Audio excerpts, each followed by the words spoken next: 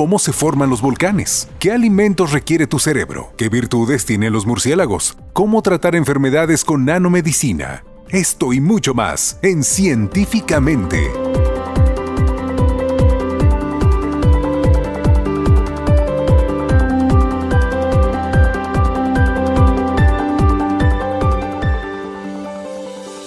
¿Qué tal? Soy Julieta Espinosa y les doy la bienvenida a una emisión más de este programa y la invito a que nos acompañe en esta conversación que sostendremos con la doctora Idania Valdés Vázquez, investigadora de la Unidad Académica del Instituto de Ingeniería de la UNAM Campus Juriquilla. Doctora, ¿qué tal? Hola, ¿cómo estás, Julieta?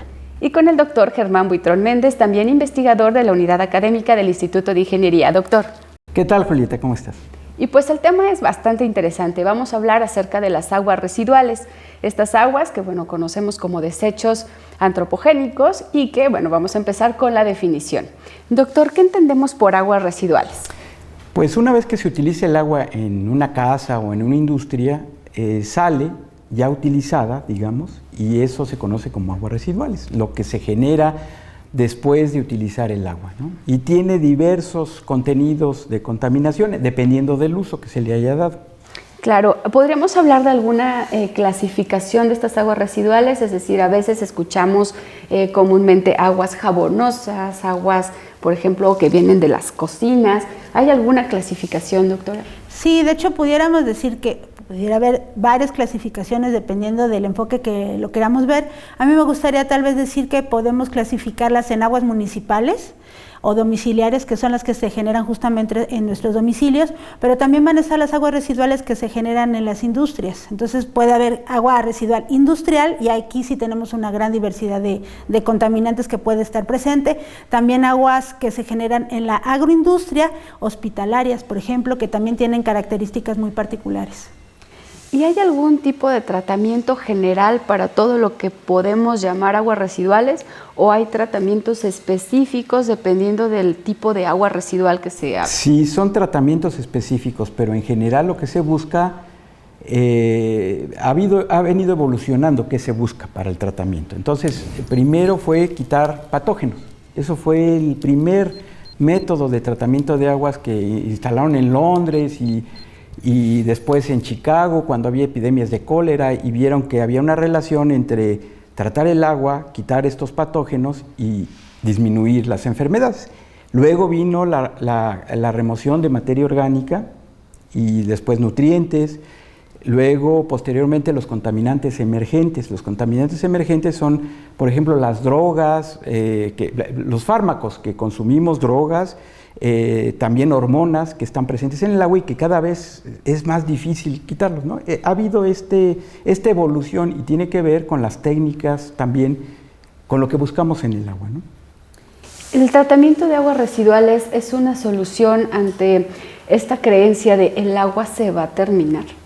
Fíjate que, respondiendo a tu pregunta y complementando con lo que dice Germán, al inicio nos interesaba dar un tratamiento al agua, por cuestiones de salud principalmente motivado, pero después fue revalorizarla porque justamente el costo de agua, la disponibilidad de agua empezó a disminuir. Entonces ahora principalmente en las industrias lo que se quiere es tratarla, pero reutilizarla en alguno de los procesos. Y lo último que ahorita nos está interesando mucho es revalorizarla o valorizarla, es decir, utilizar el agua que estamos tratando ahora como una materia prima. Entonces de esta manera estamos cerrando el ciclo. El agua no es que se esté terminando, simplemente que está quedando sucia, sin tratamiento y completamente inutilizable para algún uso. Entonces, al dar el tratamiento o revalorizarla, estamos cerrando el círculo para volverla a ingresar en el uso que nosotros le queramos dar. Doctor Buitrón, ¿a partir de cuándo se rompe este paradigma de considerar al agua residual como un desecho únicamente y darle este valor de materia prima? Pues comenzó, yo creo que cuando los procesos de digestión anaerobia, que son procesos que no utilizan aire, se comenzó a producir biogás. En un inicio el biogás simplemente se quemaba y este proceso era más económico porque no necesitaba aire, y el meter aire a las plantas de tratamiento tiene un costo por la energía de las bombas que meten el aire. Cuando se eliminó el aire y se produjo metano, pues el metano se quemaba. Después el metano se utilizó para producir electricidad y calor, y más adelante se vio que durante el proceso de tratamiento se pueden obtener pues muchas cosas, además de metano, hidrógeno, plásticos biodegradables, algunos químicos que son base para transformar en otros químicos más complejos. En fin, el agua residual ya se está viendo como materia prima, como el caso del petróleo, ¿no?, para una biorefinería. Entonces, la materia orgánica que está contenida allí puede ser transformada en productos de muy alto valor agregado y abatir los costos de tratamiento. Ese es el nuevo esquema, ¿no? Por supuesto, no olvidamos lo primero, que es la cuestión de salud, porque todos dicen tiene un costo, ¿no? Pero el costo es muy por debajo de lo que el costo de salud y todas las implicaciones de no tratar agua después se aparecen, ¿no? Y bueno, con lo que nos acaba de comentar el doctor Buitrón, el agua residual como materia prima es un elemento valioso, es decir, en términos monetarios. Justamente es lo que estamos trabajando. A mí me parece muy interesante cómo en unos inicios estábamos viendo las plantas de tratamiento de aguas residuales como un gasto a los municipios, al gobierno y a nosotros como sociedad. Pero ahorita con este nuevo paradigma estamos trabajando en diferentes instituciones, realizando investigación para que obtengamos estos otros productos que de hecho ya podríamos venderlos a la industria química para obtención de otros productos con mucho mayor valor, y entonces estamos pensando que a lo mejor estas plantas de tratamiento en el mediano o largo plazo ya se convierten en algo bastante rentable y atractivo y que paguen todos sus costos de operación, inclusive tener ganancias, ¿no? O sea, creo que todos estamos trabajando para que eso ocurra. Ok, hablamos de biocombustibles gaseosos, biocombustibles líquidos, ahora habla de bioplásticos también, pero ya hablando de líquido como tal, ¿qué tan limpia queda el agua después de un tratamiento de esta naturaleza? Pues depende del cuánto se le quiere invertir, ¿no? Aquí, por ejemplo, hago un paréntesis, no hay escasez de agua. O sea, el agua no está desapareciendo del planeta, ¿no? A mí me llama la atención que se dice, hay escasez de agua. No hay escasez de agua, falta el adjetivo calificativo. Hay escasez de agua limpia. ¿Y por qué hay escasez de agua limpia? Pues porque no se está tratando.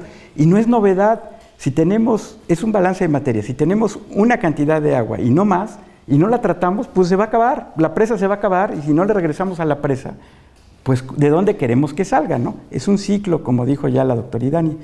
Entonces, pues cada vez se está viendo cómo obtener productos que los podamos recuperar, ¿no? Esto ha sido muy interesante en los últimos años, ¿no? ¿A partir más o menos de qué década es que se empieza a voltear a ver el agua residual como materia prima? ¿Es algo muy reciente o ya tiene algunos años? No, yo me atrevería a decir que como materia prima estamos hablando tal vez de una década, ¿no? Es muy reciente en realidad, todavía no tenemos ningún proceso que podamos decir que ya esté en el mercado completamente maduro. Tal vez haya algunos, pero los productos son realmente muy exquisitos, ¿no? Y muy reducidos. Pero yo me atrevería a decir que es muy reciente, 10, 15 años en realidad. ¿La experiencia internacional cuál es? ¿Ya existen biorefinerías de esta naturaleza o están igual que nosotros? Bueno, en Europa están muy adelantados, sobre todo los holandeses. Los holandeses son un pueblo muy audaz que invierte y después tiene muchas ganancias. Allí ya hay plantas, por ejemplo, ya hay plantas de tratamiento de aguas que producen biopolímeros. Yo acabo de visitar en España también que están, pero sí súper metidos con el negocio de obtener productos, también polímeros y con otro tipo de procesos, ¿no? Están explorando otras vías y ya tienen plantas y hay industriales, que están metiendo las plantas en comunidades, son comunidades pequeñas, en Toledo, ¿no? Yo fui a visitar la planta de Toledo, que está muy cerca de Madrid, y ahí ya tienen la recuperación de un montón de cosas, de productos, ya no es a escala prueba, ya lo están metiendo. Y lo interesante allí es cómo tienen esa relación con la universidad que les está dando conocimiento y las empresas están creando pues una sinergia muy buena, ¿no? Ya hay procesos. En Europa yo ya he visto varios procesos que están funcionando. Estamos platicando con la doctora Idania Valdés Vázquez y el doctor Germán Buitrón Méndez, ambos del Instituto de Ingeniería de la UNAM Campus Juriquilla. Doctora, particularizando un poco en estas aportaciones medioambientales del tratamiento de aguas residuales, ¿qué nos puede decir de los biocombustibles gaseosos? Pues mira, decir que tenemos dos tipos de biocombustibles que se pueden generar a partir del tratamiento de aguas residuales con alta carga de materia orgánica. Estamos hablando del principal, que es metano, que se encuentra contenido en esto que le llamamos biogás. Este biogás está compuesto de metano, un 60%, y el resto de CO2. Este metano es algo muy similar a lo que de hecho nosotros tenemos en nuestras casas, el gas con el que nosotros cocinamos, ¿no? Este gas lo podemos utilizar para generar electricidad, y con esto, pues de hecho, contribuir directamente a lo que sería nuestra soberanía energética. El otro gas que nosotros podemos denominar es hidrógeno, que también se puede generar, un proceso similar al que se utiliza para producción de metano, pero el hidrógeno ha causado mucho interés también en las últimas décadas, porque solamente está formado por átomos de hidrógeno. No tiene carbono, entonces cuando quemamos el hidrógeno no tenemos emisiones contaminantes.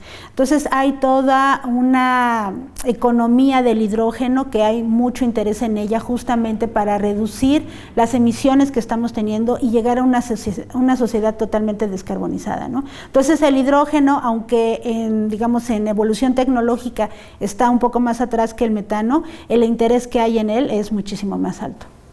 ¿Y qué nos puede decir, doctor Buitrón, acerca de los biocombustibles líquidos generados a partir de este tratamiento de aguas? Bueno, en una de las etapas del tratamiento de aguas se pueden generar precursores de los combustibles líquidos, como el butanol, por ejemplo, o el etanol, ¿no? En la fermentación generamos estos dos biocombustibles que se pueden obtener, y aparte de las aguas también de otros residuos, no son exclusivos de las aguas residuales.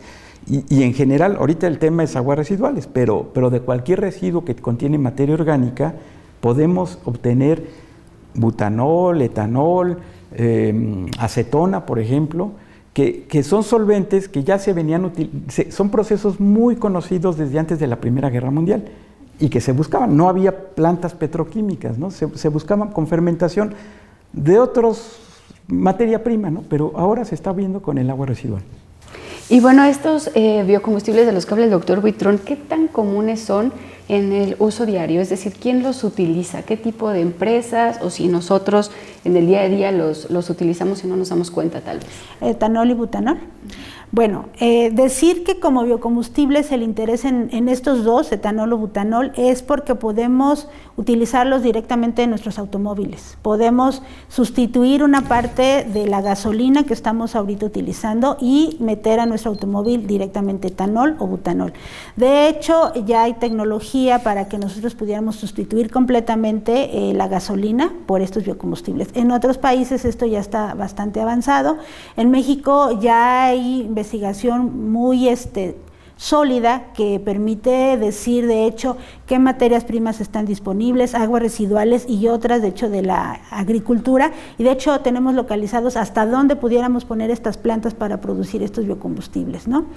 Además de ello, bueno, nosotros los utilizamos diariamente. El etanol es el que utilizamos para curación. De hecho, el etanol es el mismo que tomamos en cervezas y en alcoholes destilados, ¿no? Entonces, hay una gran gama que podemos tener intereses económicos en producirlos, como biocombustibles para el sector autotransporte, como productos pues para farmacias, cosméticos, alimentos, o otros para la petroquímica, ¿no? Wow.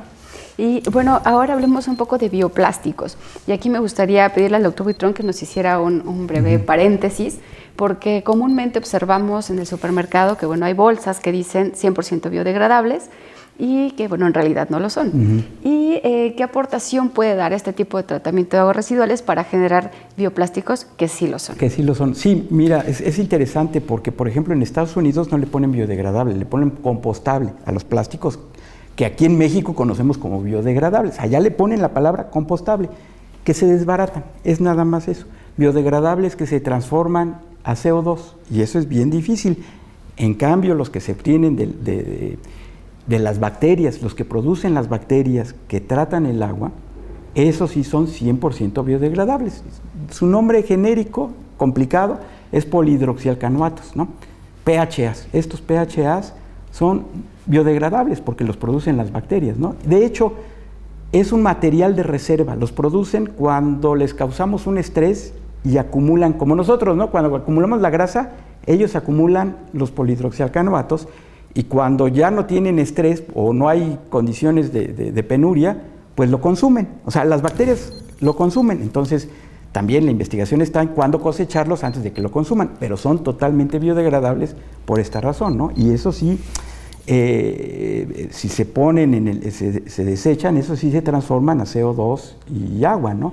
No como los compostables que les ponen moléculas, el mismo plástico le ponen moléculas que cuando se rompe, forman pequeñitas partes de bioplásticos, que también eso ya ha causado un problema de los microplásticos que están en el mar, que están en el agua y que pues se están dando vueltas, ¿no? Finalmente, porque son muy lentamente, no es que no sean biodegradables, pero son muy lentamente biodegradables, ¿no?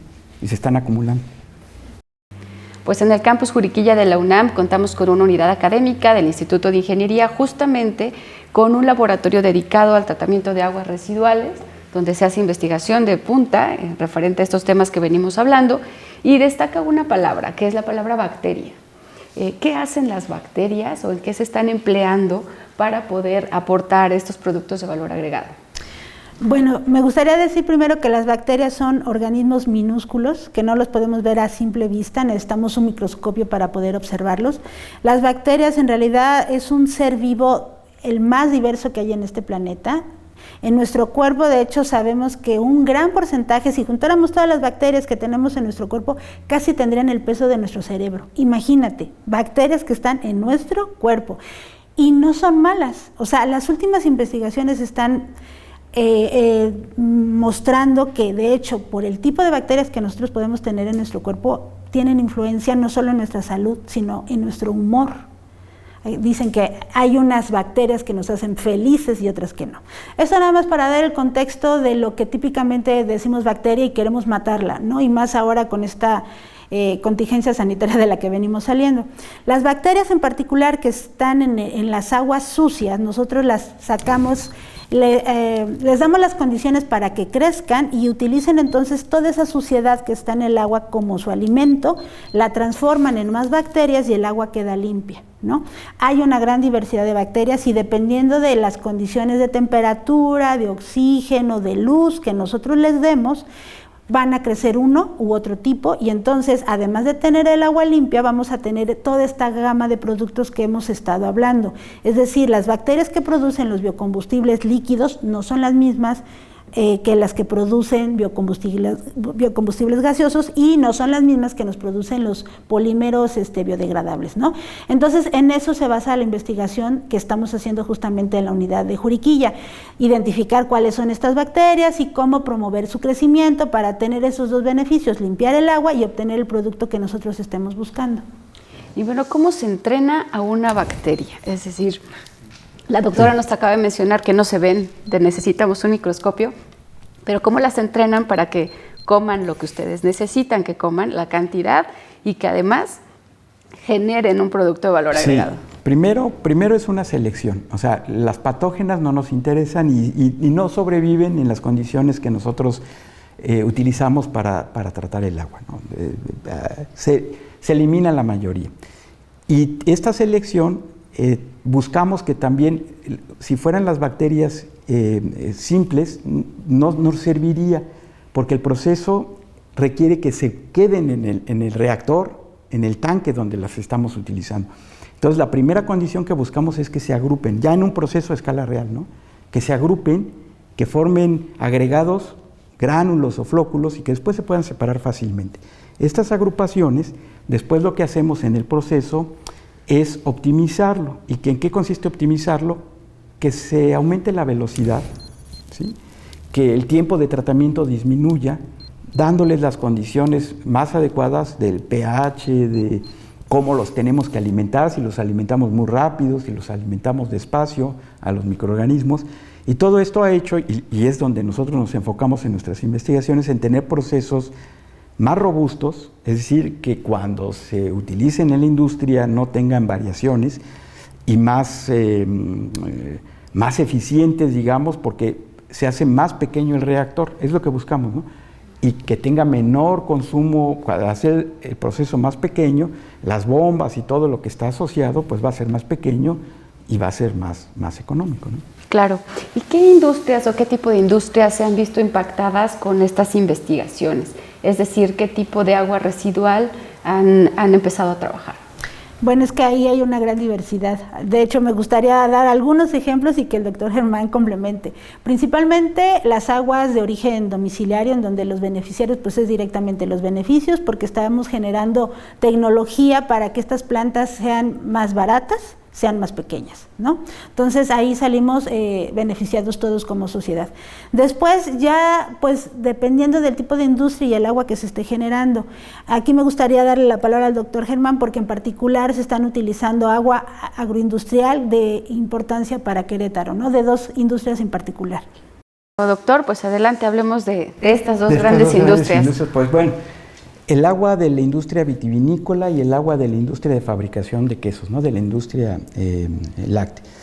Estas son muy importantes, ¿no? En Querétaro pues ha habido un crecimiento exponencial en los viñedos y por lo tanto en las aguas residuales que se generan. Igual para el caso de la industria de fabricación de quesos y todos los productos lácteos. Estas aguas son muy interesantes porque tienen elevadísimas concentraciones, ¿sí? Que si se quisiera ver como un problema de tratamiento sería un dolor de cabeza, pero si lo volteamos, le voltamos la vuelta a la tortilla y pensamos que son materia prima, pues es como si fuera petróleo de la más excelente calidad, ¿no? Del Mar del Norte, ¿no? Que es el mejor petróleo que hay en el planeta. Y estas aguas que tienen mucha materia orgánica son fácilmente biodegradables. Por ejemplo, de la industria vitivinícola hay residuos de etanol. El etanol se transforma en acetato, el acetato, que es el ácido acético, el vinagre pues, y el etanol forma estos químicos de muy alto valor agregado, ¿no? Y ya no tenemos que agregarlos, ahí están. Entonces, durante este tratamiento, pues se producen. El agua de la industria láctea tiene un problema, una fracción que le llaman fracción ácida, que no se puede tratar de otra manera. Y si nosotros lo metemos a un proceso donde se genere hidrógeno primero y luego biogás, pues estamos obteniendo biocombustibles gaseosos, ¿no?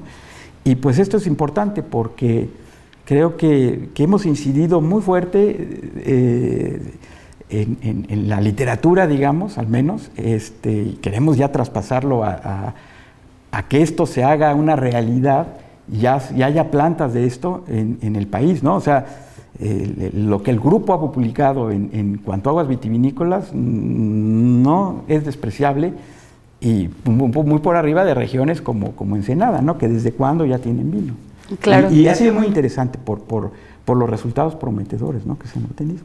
¿Y en qué punto estamos en el desarrollo de estos proyectos? Es decir, ¿alguna de estas industrias ya tendrán algún tipo de planta piloto? ¿Ya se ha escalado un poco más? ¿Y cuáles serían estas metas a futuro? Pues creo que ahorita la investigación está en un nivel que se está probando con las aguas residuales que se están generando realmente en la industria, ¿no? Como menciona el doctor Germán, los prototipos que se tienen en la unidad justamente se alimentan, se trabajan con las lías o con todos estos efluentes que se generan en la industria de aquí de Querétaro, ¿no? Entonces, al momento pues se tienen perfectamente ya identificados cuáles son estas condiciones para que las bacterias que ahorita hablábamos pues estén limpiando el agua que le estamos metiendo sucia, haya una limpieza de esta agua, un tratamiento y estemos produciendo lo que nosotros queremos, que es algo no trivial. O sea, es dirigir lo que está haciendo la bacteria, entrenándola, me encantó esa palabra, entrenándola para que haga lo que nosotros queremos. Entonces, en este momento, de hecho, no me quiero adelantar, pero tenemos ya ahí un proyecto en puerta con el gobierno del estado para justamente dar el siguiente paso, ¿no? Tenemos ya una planta piloto que queremos, ya se ha aprobado, de hecho, de un proyecto que financió la Secretaría de Energía, muy importante, que concluyó hace poco. Entonces, ahorita pues estamos también buscando y esperando que ya haya alguna empresa seria interesada y que pueda haber un piloto ya en alguna de estas industrias, ¿no? Porque en realidad creo que ya estamos listos para ese siguiente paso. pues estamos llegando casi al final de esta emisión y doctor, me gustaría que nos agregara esta parte de los estudiantes de licenciatura y posgrado, que bueno, también están involucrados en este tipo de proyectos. ¿Cuál es la importancia que tienen estos jóvenes que llegan a la unidad académica del Instituto de Ingeniería y que se inmiscuyen en esta problemática de las aguas residuales? Sí, bueno, digamos que es nuestro... Nosotros estamos en la universidad para formar a los estudiantes, ese es nuestro propósito, ¿no? La investigación que hacemos está ayudada por los estudiantes y en todos los niveles. Ahora con la licenciatura en Ingeniería, en Ingeniería en Energías Renovables, pues estamos formando todavía personal ya especializado en todas estas, sobre todo en bioenergía, ¿no? En el área de bioenergía, que es nuestro fuerte en nuestro laboratorio. Y por supuesto la formación de estudiantes y maestros, ¿no? Que a lo largo de los años han hecho escuela, porque después se van a otros lados y allí, digamos, reproducen este modelo que es utilizar las aguas residuales como materia prima, ¿no? Y eso lo necesita el país, ¿no? Porque como bien dijo la doctora Idania, es reciente, pero ya estamos formando a la gente que va a trabajar en... Pues doctor Germán Buitrón Méndez, investigador de la Unidad Académica del Instituto de Ingeniería, muchas gracias por haber estado con nosotros. Gracias, Julieta. Y doctora Idania Valdés Vázquez, también investigadora de la Unidad del Instituto de Ingeniería aquí en Juriquilla. Muchas gracias. Gracias, Julieta, por darnos esta oportunidad. Soy Julieta Espinosa y le invito a que sintonice la próxima emisión de estas conversaciones con investigadores de la UNAM Campus Juriquilla. Hasta pronto.